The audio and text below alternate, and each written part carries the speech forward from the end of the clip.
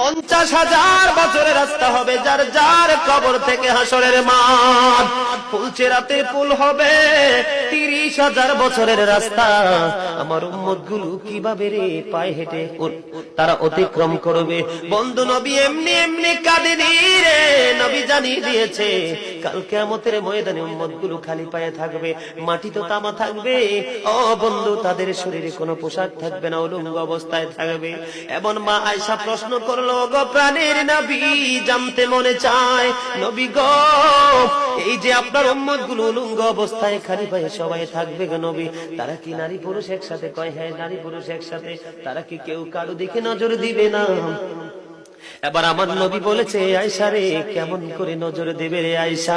বন্যার পানি যেমনি প্রবল বেগে বৃদ্ধি পেয়ে পৃথিবীর মানুষগুলোকে গ্রাস করে ফেলে, কাল কিয়ামতের দিন এই জাহান্নামের আগুন মানুষের দিকে বন্যার মতো প্রবল বেগে ছুটে এসে মানুষকে ঘিরে ফেলবে। এত ভয়ঙ্কর হবে রে আয়েশা কেরা, এত ভয়ঙ্কর হবে আসরের দিন।